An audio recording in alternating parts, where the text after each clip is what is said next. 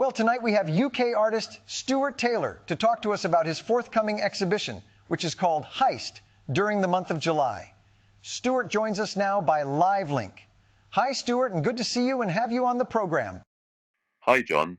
Good to see you, and thank you for inviting me on the program. So, Stuart, I have a few questions for you which will give our viewers a good insight into your work. So firstly, how does your personal philosophy or worldview inform the themes you explore in your artwork?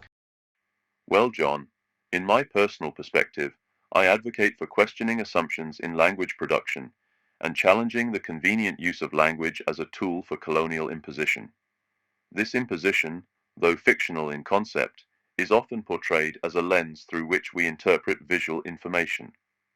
So with that in mind, I record my everyday encounters and seek to reposition them within this context of givens within language, and in this case, art production, in a humorous manner where possible because I find life humorous.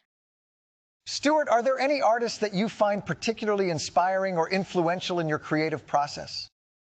You see, John, have you ever thought about how deceptive images can be? René Magritte, the surrealist painter, really delved into that idea nearly 100 years ago. However, I feel this is something worth exploring today too, particularly with the proliferation of artificial intelligence. Like, for instance, his famous piece, The Treachery of Images. He drew a pipe with the caption, "This is not a pipe." It's funny, he even said, "If I had written on my picture, 'This is a pipe,' I'd have been lying." Thanks, Stuart. So with that in mind, what ways do you believe your artistic process reflects or embodies your philosophical perspectives? Good question, John, and thinking about it, this leads on from my previous answer. It's kind of like how in the world of systems mapping, things can get tricky. A system map might seem like a complete picture, but it's always missing something. Imagine writing, "This is the system" on a map.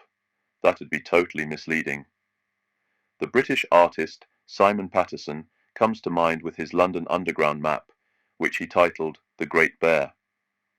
Patterson was reframing our understanding of maps by altering the names of each station into new categories of understanding by renaming each station. Now, for those working within system design, this might seem obvious, but it's easy to mix up the map with the actual system.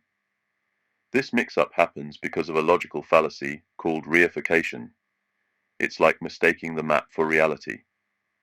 There are a bunch of reasons why this happens. One big one is premature closure and confirmation bias. People tend to stop thinking about a situation once it starts making some sense, even if it's just on the surface. This can lead to incomplete understanding, especially when we're working on tight deadlines with limited resources. And then there's confirmation bias, where we only pay attention to stuff that supports what we already believe.